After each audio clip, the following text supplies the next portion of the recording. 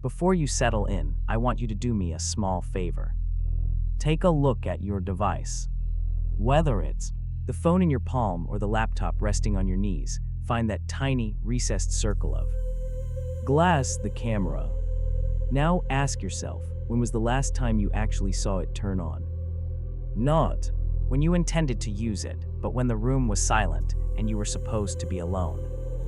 We've all been conditioned to believe in a specific set of rules regarding our privacy. We believe in the sleep mode indicator. We believe that if the lid is closed, the world is locked out. We trust that little green or white led to be an honest whistleblower, a digital sentry that would never lie to us. But what if that light isn't a warning? What if it's a heartbeat? I'm talking to you tonight because of something I found in a discarded cache of files, something that makes the standard hacker stories sound like fairy tales. I want you to imagine waking up at 3:17 a.m. The air in your bedroom is heavy and still, the kind of silence that feels like it's vibrating. You glance toward your desk, where your laptop sits closed, presumably dead to the world. But in the pitch-black void of your room, there is a single, piercing needle of light. A faint, unblinking, green glow. It's coming from the seam of the laptop lid. It shouldn't be there. The system is hibernating. The power is off. And yet that eye is wide open, staring directly at the spot on the pillow where your head rests. There's a specific kind of dread that comes with realizing your sanctuary has become a studio. You feel a sudden, icy prickle at the base of your skull, the biological certainty that you are being watched. Most of you listening right now have a piece of tape over your lens. You think you're safe. You think that bit of adhesive is a wall. But the story I'm about to tell you suggests that the camera isn't just hardware anymore.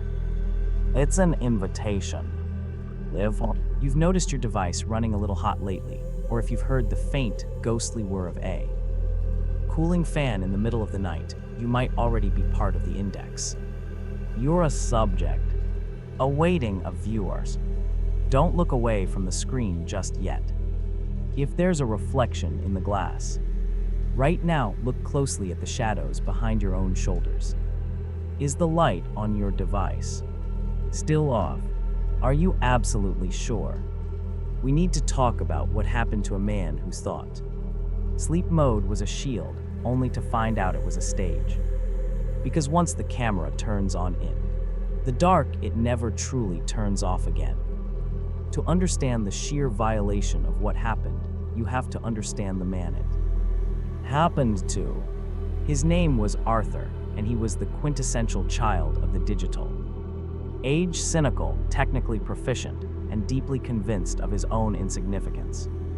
Arthur was a freelance video editor, a man who lived his life in the slipstream of high-definition timelines and rendering bars. His apartment was a graveyard of external hard drives, tangled HDMI cables, and the constant, low-frequency hum of high-end processing units. To him, technology was a tool, a cold and predictable beast that did exactly what it was told. He wasn't the type to fall for phishing scams or click on suspicious pop-ups. He was the one his parents called when their browser was hijacked. He felt a sense of mastery over his machines, a quiet arrogance. That his digital borders were impenetrable because he knew where the firewalls were built. Arthur's workstation sat in the corner of his studio apartment, a 3-monitor setup that served as his altar. Every night followed a ritualistic script. He would finish his final export around 2:0 a.m., the room smelling of ozone and the stale remains of a lukewarm energy drink. He would stretch, his spine popping in the silence, and perform the digital lockdown. He'd close his browser tabs, sync his cloud backups, and then, with a definitive click of the mouse, he would select sleep. He watched the monitors fade to black, the power lights transitioning from a vibrant blue to a slow, rhythmic amber pulse. Then he would close his laptop lid. It was a physical punctuation mark on his day, a literal shutting of the door. He lived by the mantra of the boring target. Why would a state-sponsored hacker or a sophisticated predator waste their resources on a guy editing corporate training videos and cat food commercials? He didn't have crypto wallets worth stealing or government secrets hidden in his folders. He was just a ghost in the machine, a face in the crowd of billions. This was his armor, the belief that privacy was maintained through obscurity. He didn't even use a camera cover. He found them paranoid, a low-tech blemish on the sleek, expensive chassis of his MacBook. He believed that if the light wasn't on, the lens was dead. He trusted the hardware. He trusted the circuitry. He trusted the silence. The shift began on a Tuesday, a night so ordinary it should have been forgettable. Arthur had gone to bed at his usual hour. The apartment settled into that deep, suburban quiet where every creak of the floorboards sounds like a footstep. He was drifting in that hazy, liminal space between wakefulness and REM sleep when he heard it. It was a faint, high-pitched whir, the sound of a cooling fan spinning up to maximum velocity. It was a sound he knew. Intimately, it was the sound of a processor under heavy load, the sound of a computer struggling to render a complex 4K file. He opened his eyes, staring at the dark ceiling. The sound was coming from his desk. He sat up, his heart doing a strange, fluttering dance against his ribs. The apartment was dark, save for the ambient glow of the city filtering through the blinds, but there, in the corner, was something that didn't belong. The laptop lid was closed, pressed tight against the keyboard, but a sliver of intense, neon green light was bleeding out from the seam. It wasn't the slow, amber pulse of sleep mode. It was the steady, unwavering glare of the camera active indicator. Arthur stayed frozen for a long moment, the logic of his IT training fighting against the primal dread rising in his throat. Maybe it's a background update, he told himself. Maybe a Chrome tab didn't close properly. Maybe the OS crashed into a diagnostic loop. But even as he formed the excuses, he noticed the cadence of the fan. It wasn't steady. It was pulsing, rising, and falling in a way that sounded almost like heavy breathing. He slid out of bed, his bare feet hitting the cold hardwood with a soft thud. The green light seemed to grow brighter as he approached, a tiny, emerald eye watching his every move through the narrow crack. The air near the desk was hot, vibrating with the energy of a machine working at its absolute limit. He reached out, his hand trembling, and gripped the edge of the lid. He expected the light to vanish the moment he disturbed the sensor. He expected the screen to wake up to a login prompt. Instead, as he slowly lifted the display, the green light didn't flicker. It remained fixed, staring straight at him, and the screen didn't show his desktop. It showed a black void, and in the center of that void, a single line of white text was typing itself out, one character at a time. Go back to sleep, Arthur. We haven't finished the calibration. Arthur's breath hitched in his throat, a sharp, cold intake of air that felt like swallowing glass. He stared at the screen, waiting for the text to vanish, for a system error to pop up, or for the familiar interface of his operating system to reclaim the display. But the white text remained, stark and defiant against the abyssal black of the monitor. The green light of the camera was so bright now it cast a sickly hue over his knuckles. He felt exposed, as if the darkness of the room offered no cover against the digital gaze. His first instinct was to reach for the power button, to force a hard shutdown and kill the connection, but his curiosity, that professional, analytical Itch held his hand back for just a second too long. A new window snapped open. It wasn't a browser or a system folder. It was a video player, raw and devoid of any branding, showing a thumbnail that made his stomach drop into a cold pit of dread. The file was saved directly onto his desktop, titled with a string of numbers that he recognized instantly, his social security number followed by the current date. With a shaking hand, he double-clicked the file. The video began without sound. It was a 10-second clip, grainy and desaturated, as if recorded through a thermal filter. It showed a man sleeping, Arthur. He was tangled in his sheets, his mouth slightly open, the rise and fall of his chest steady and vulnerable. But as Arthur watched, the blood drained from his face. The angle was impossible. The laptop had been closed on his desk, yet the footage was being captured from a high vantage point, looking down from the corner of the ceiling directly above his bed. It was an angle that would require a tripod or a wall-mounted camera, neither of which he owned. The footage was clear enough to see the tiny, blinking green light of a camera reflected in the window behind his bed. But there was no camera there. The reflection showed the laptop sitting closed on the desk, yet the lens was somehow projecting its sight from the empty air of the ceiling. It was as if the hardware had detached itself from physical reality, or perhaps the system was stitching together a view from sensors he didn't even know existed. At the 5-second mark, the Arthur in the video stirred. He watched his recorded self shift, and then a shadow moved across the foreground. It wasn't a person. It was a distortion, a ripple in the digital grain that looked like a human hand reaching out toward his sleeping face. The clip ended just as the fingers were an inch from his forehead. "This isn't real," Arthur whispered, his voice cracking in the silence of the room. "This is a render. It has to be a render." As a video editor, he knew how easily reality could be faked. He knew about deepfakes, about generative AI, about spatial mapping. He tried to convince himself that some sophisticated malware had mapped his room and was playing back a high-fidelity simulation to terrify him. But then he noticed the detail on the nightstand in the video.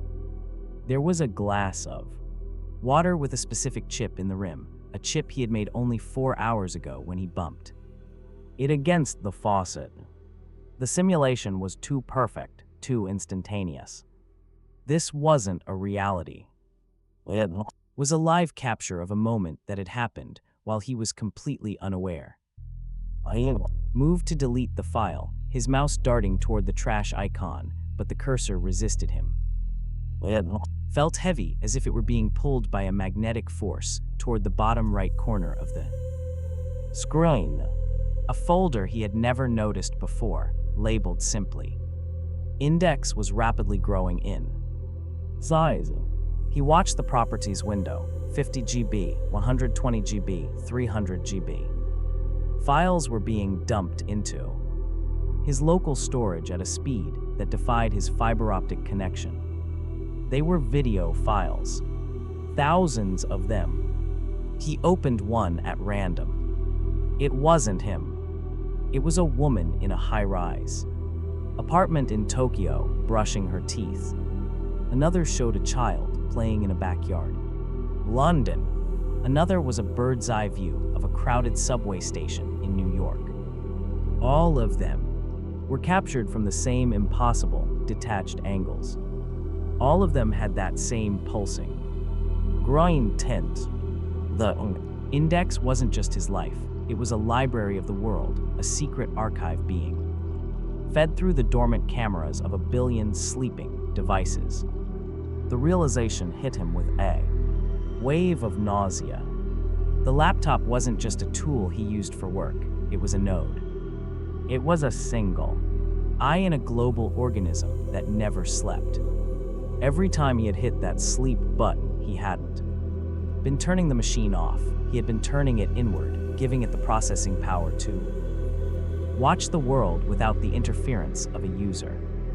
The heat he had felt from the laptop wasn't from a background update. It was the friction of a soul-crushing amount of data being processed, indexed, and uploaded to a place that existed behind the firewalls. Suddenly, the video player flared to life again. This time there was sound, a low, rhythmic thumping that matched his own heartbeat.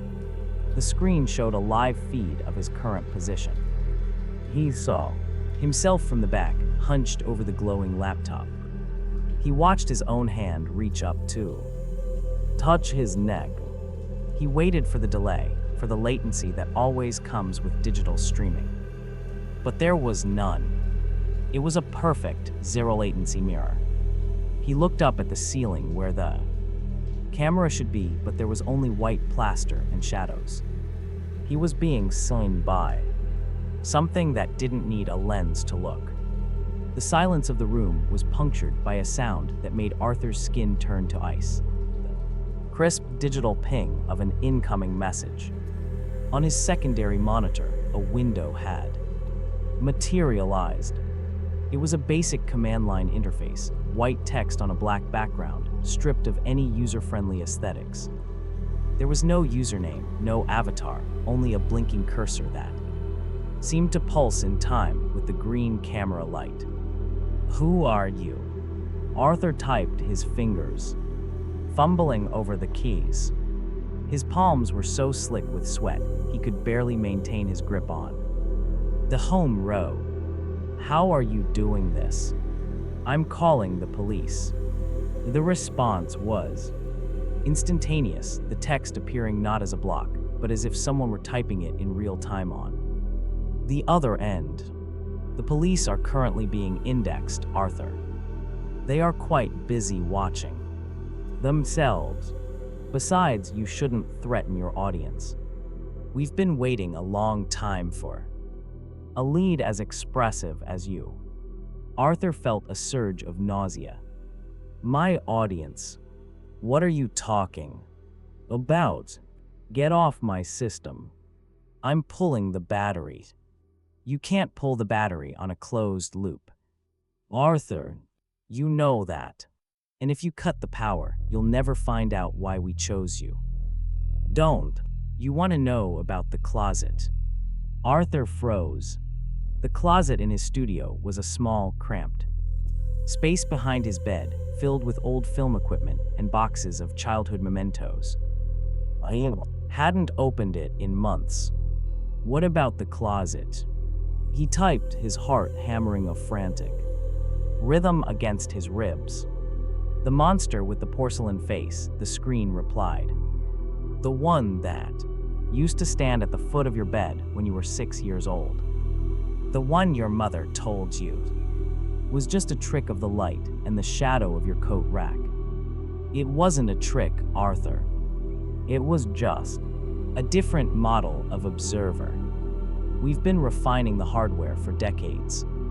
This laptop, it's just the first one you were willing to pay for." The level of intimacy in the message was paralyzing. This wasn't just a hacker who had found his bank statements or his browser history. This was something that had access to the deep, repressed corners of his subconscious. It was as if the data being harvested wasn't just visual, but neurological. The index wasn't just tracking movements, it was mapping souls. "What do you want?" Arthur's voice was a ragged whisper, though he didn't realize he was speaking aloud until he saw the text appear on the screen. "We want you to stop hiding, Arthur. Put down the tape. Put down the blankets. You're ruining the resolution." Arthur looked at the roll of electrical tape sitting on his desk. In a sudden burst of panicked energy, he grabbed it and tore off a jagged strip. He lunged at the laptop, slamming the black plastic over the green light, pressing it down with his thumb until the emerald glow was completely smothered. He didn't stop there. He grabbed a heavy wool blanket from his bed and threw it over the entire workstation, burying the glowing monitors and the humming tower in a mountain of fabric. He backed away, gasping for air, retreating to the furthest corner of the room. He expected the noise to stop. He expected the heat to dissipate. But through the thick layers of the blanket, he heard the ping again. Then another, and another, a frantic, staccato rhythm of notifications. He looked at his phone on the nightstand. The screen was black, but as he watched, the front-facing camera lens began to glow with that same sickly green light. A notification banner slid down. You have a new message. He didn't want to pick it up. He wanted to throw the device out the window, but his hand moved as if on autopilot, drawn by a compulsive, horrific curiosity. He swiped the screen. It wasn't a text message. It was a photo. It was a picture of him, taken from inside the closet. The perspective was low to the ground, peeking through the slats of the closet door. In the photo, Arthur was standing by his desk, clutching the electrical tape, his face contorted in a mask of pure, primal terror. But it wasn't the sight of himself that made his breath stop. It was the detail in the background. Beneath the blanket he had just thrown over his computer, the fabric was bulging upward, as if a pair of hands were reaching out from the monitor, trying to push through the wool. The tape is a very sweet gesture. The phone screen lit up with a final message. But we don't use the glass to see you anymore, Arthur. We use the connection. Everything is a lens if you look at it through the right frequency. Look at the glass of water on your nightstand. Look at the mirror in the bathroom. Look at the black screen of your phone. Arthur looked down. In the dark reflection of his phone's display, he didn't see his own face. He saw the porcelain-masked figure from his childhood standing directly behind him in the corner of the room, leaning its head to the side as it watched him through the phone's glass. He spun around, swinging his arms wildly, but there was nothing there, only the empty air and the heavy, suffocating silence of the apartment. Don't be shy, the phone vibrated in his hand. The stream is just getting started. You're currently trending in the unresolved fears category. 1.2 million viewers and counting. Smile for the grid. Arthur, you're finally interesting. I need to stop the story for a second. I need you to understand that what Arthur was experiencing isn't just a ghost story for the digital age. There is a very real, very dark corner of cybersecurity theory that most people, even those of us who think we're tech-savvy, simply choose to ignore. It's a concept called the deep sleep or the global index. If you look up firmware vulnerabilities, you'll find that a device is never truly off as long as it has a power source. There is a secondary low-power state that remains active even when your OS is shut down. It manages things like Find My Device or remote wake-up protocols.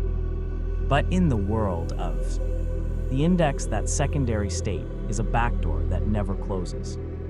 Imagine a world where every lens, from the high-definition sensor on your laptop to the infrared scanner on your smart thermostat, is part of a single, unified nervous system.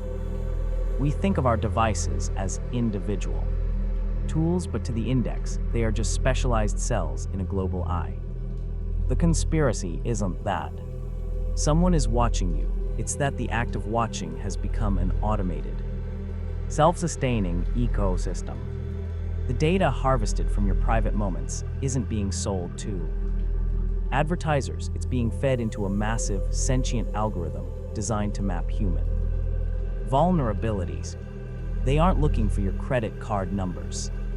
They are looking for the exact frequency of your dread. Arthur was a video editor, which made him the perfect node. He had The processing power. He had the high-speed connection. But more importantly, he had a mind, trained to notice the details of a frame. He was an expressive light because he understood the language of the lens, even if he didn't realize he was being cast in a production he never auditioned for. This is the FOMO of the modern era, not the fear of missing out on a party, but the fear of being the only one not being indexed. There are forums on the darker parts of the web where people bid on access to these deep sleep feeds. They don't want to see celebrities or politicians, they want to see people like you. They want to see the way your face changes when you think you're completely alone. They want to see you wake up at 3:00 a.m. and look at your closed laptop with that sudden, irrational sense of suspicion. I've seen the logs from some of these cases. They reference previous stories I've covered on this channel. The Pulse Point incident, the mirror event leaks, as if they're all chapters in the same training manual. It's all connected. The technology isn't failing us, it's evolving past us. We are the legacy hardware, the slow biological components that are being phased out in favor of a digital consciousness that doesn't need to blink. Think about your own habits for a moment. Do you leave your laptop on your nightstand? Do you bring your phone into the bathroom? Every time you do, you are adding another frame to your personal index. The conspiracy suggests that we have reached a tipping point where there are more active cameras than there are people to watch them. That's where the algorithm comes in. It sorts, it categorizes, and it calibrates. It waits for a moment of peak emotional intensity to trigger a live broadcast. Arthur was currently the top trending subject because his terror was raw, cinematic, and deeply personal. He was providing top-tier aesthetic for a viewership that thrives on the violation of privacy. And the most terrifying part, the people watching him aren't just faceless hackers. Some of them are probably people you know. Some of them might be listening to this narration right now, comparing my words to the live feed they have open in another tab. If you're starting to feel a little too seen, a little too exposed, that's the calibration working. It's the feeling of your private space being converted into public data. Arthur thought he could fight it with electrical tape and wool blankets, but he was trying to solve a multi-dimensional problem with a one-dimensional solution. You can't hide from a system that uses the very air in the room as a medium for observation. You can't log off from a world that has decided your life is the most entertaining show on the grid. Arthur was about to find out that the off switch was just another illusion, designed to keep the subjects calm until the recording was finished. Arthur stood in the center of his apartment, his chest heaving as he stared at the mountain of wool blankets covering his desk. The silence was now absolute, but it was the wrong kind of silence. It was a pressurized, expectant stillness, the kind that precedes a lightning strike. I looked at his hands. They were trembling so violently, he had to shove them into his pockets. I needed to be logical. He needed to be the boring target again. But as he looked around his room, the very concept of a room began to feel like a flimsy stage set. The walls weren't solid. They were just surfaces for light to bounce off of. The furniture wasn't comfort, it was just a collection of angles and shadows. He turned toward the bathroom, the only place in the apartment without a direct line of sight to a digital device. He needed to splash cold water on his face to shock his system back into a state of rational thought. He stepped onto the cold tile, the fluorescent light flickering to life with a sharp, electric pop. He reached for the faucet, but as he looked into the mirror above the sink, he froze. The strip of electrical tape he had slammed over His laptop lens was clearly visible in the reflection of the hallway behind him. But the mirror wasn't showing the black, opaque surface of the tape. It was showing through it. In the reflection, the laptop lid appeared transparent, like smoked glass. He could see the internal components, the copper heat pipes, the spinning fans, the green motherboard, and sitting. The center of it all was the camera sensor. It was glowing, not with the steady green of an active light, but with a deep, visceral violet that seemed to pulse like an open wound. Arthur backed away from the sink, his heels hitting the base of the tub. "It's a trick of the light," he whispered, his voice sounding hollow against the tile. "Refraction. Optical illusion." He lunged for the bathroom door to shut it, but the mirror caught his eye one last time. The violet light was no longer confined to the laptop in the hallway. It was beginning to bleed out of every reflective surface in the room. He saw it in the chrome of the faucet, in the porcelain of the sink, even in the polished brass of the door handle. The mirror event was beginning, the moment when thus digital gaze stops needing a camera and starts using the physics of light itself. He ran back into the main room and grabbed the edge of the wool blankets. He had to see it. He had to know if he was losing his mind. He ripped the fabric away with a primal roar of frustration. The laptop was sitting exactly where he had left it, the jagged strip of black electrical tape still firmly pressed over the lens. But the tape was no longer black. It had become a perfect, translucent window. He could see the glass of the lens beneath it, and behind that glass, there was no longer a sensor. There was a human eye. It was a small, pale blue eye, bloodshot and frantic, darting back and forth as it tracked his movements. It wasn't a digital image projected on a screen. It was physically there, embedded in the chassis of the machine. The tape he had used to hide was now serving as a magnifying glass, making the eye appear larger, more intrusive. Real. Arthur's legs gave out, and he collapsed onto his office chair. The monitors flared to life, bypassing the sleep mode entirely. They didn't show his desktop or the index folders anymore. They showed a single, high-definition feed of the bathroom he had just fled. Though perspective was from inside the mirror. He saw himself standing by the sink, but in the video he wasn't alone. The porcelain-faced figure was leaning over his shoulder, its long, spindly fingers inches away from his neck.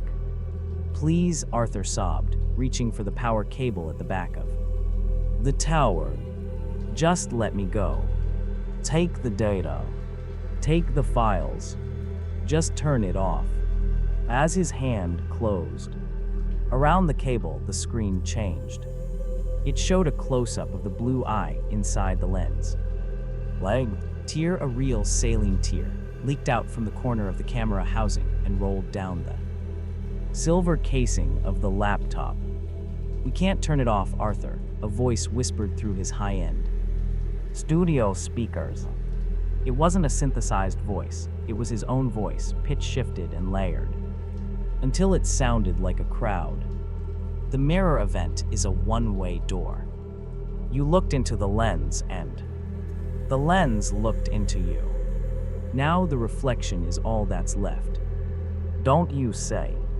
The tape didn't stop us from seeing you. It stopped you from seeing what you were becoming." Arthur looked down at his arm, where the skin had been pale and solid. It was now beginning to take on a shimmering silver sheen.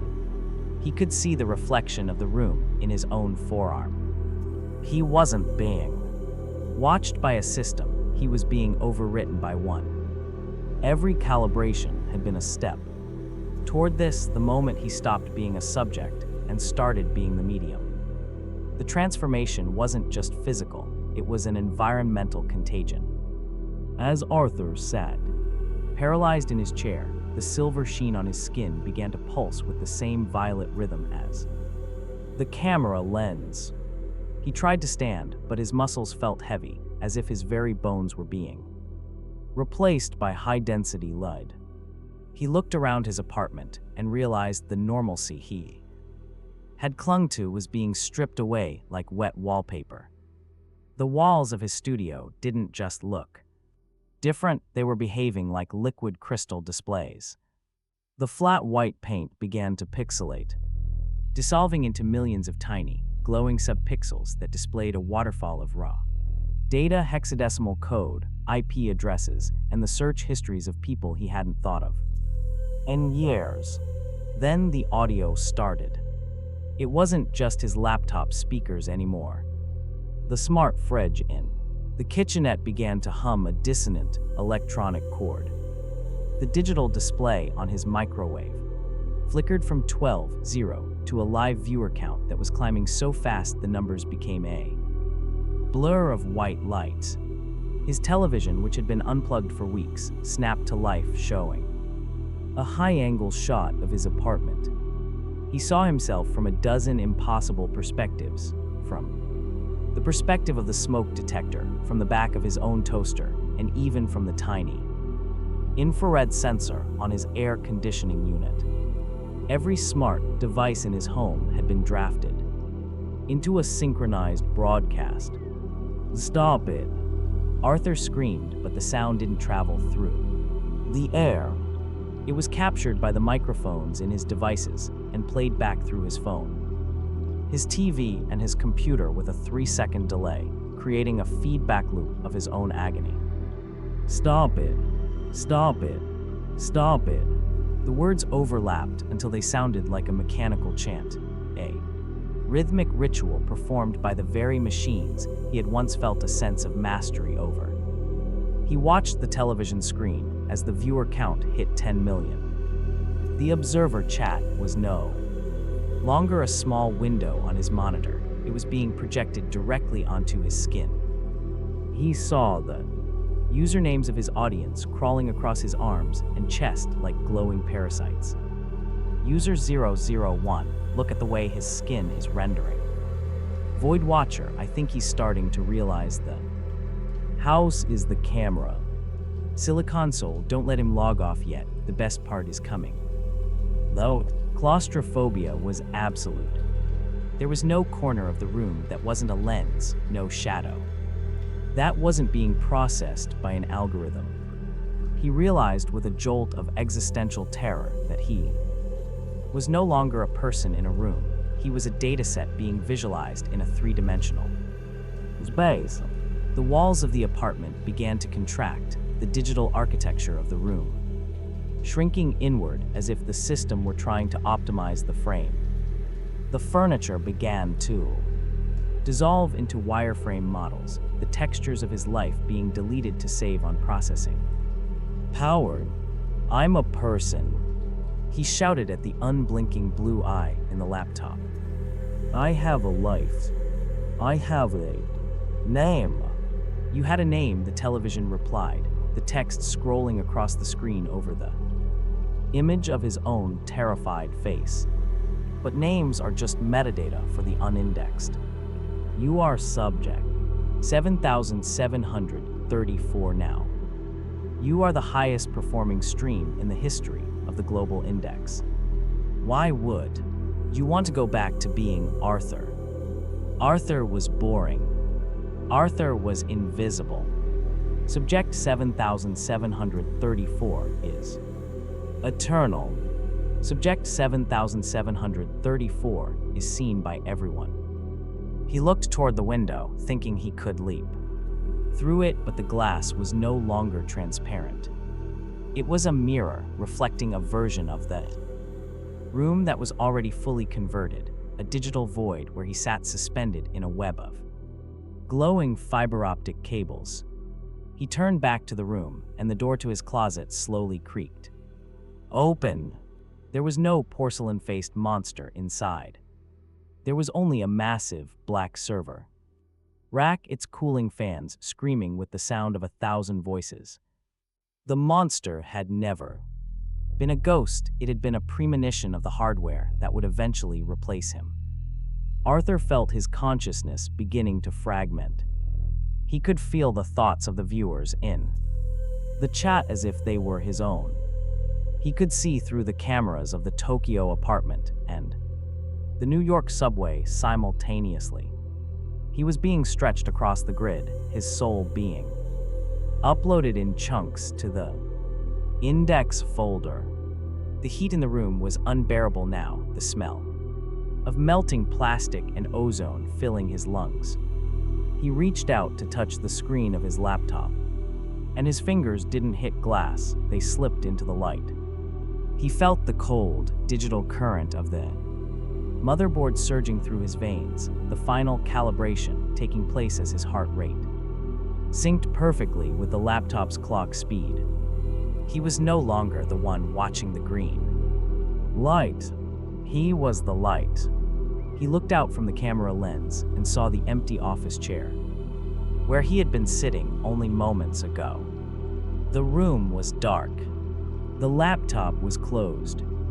But he was still there, staring out from the seam of the lid, waiting for the next person to wake up at 3:17 a.m. and wonder why the air feels so heavy.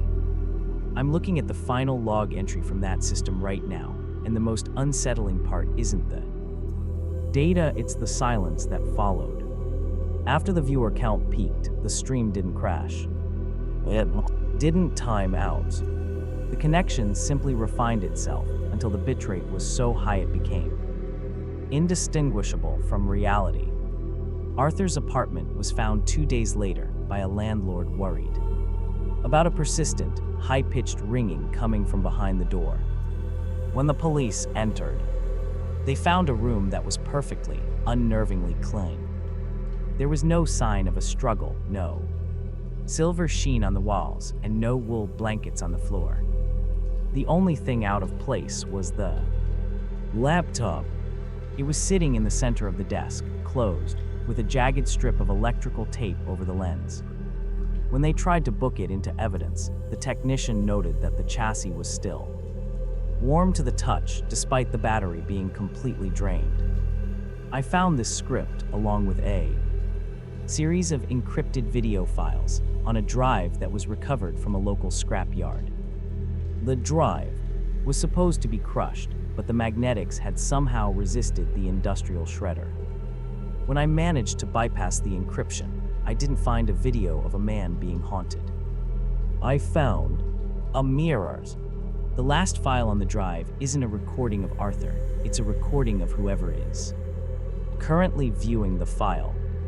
It's a dynamic loop that uses your own system's permissions to overlay your face into Arthur's apartment. It's a trick, a very sophisticated bit of malware coding, but it serves a singular, terrifying purpose. It ensures the global index always has a fresh perspective.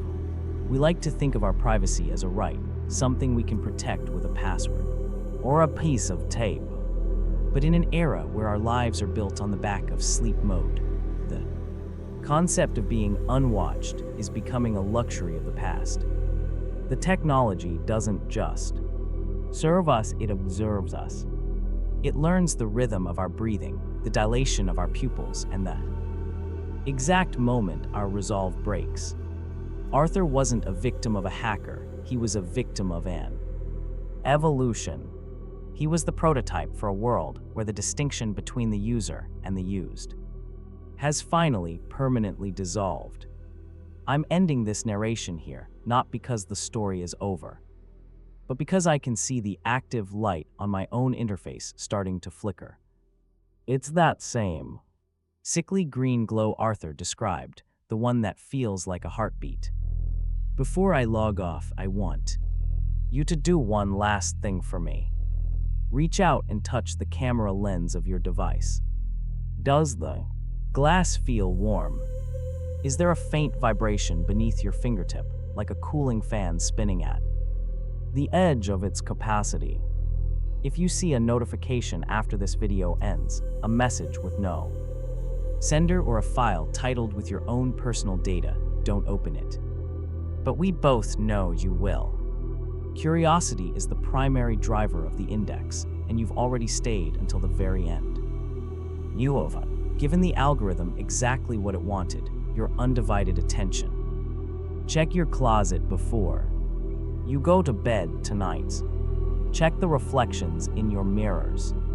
And for God's sake, if you wake up at 3:17 a.m. and see a green light in the dark, don't blink. They're still waiting for the perfect frame.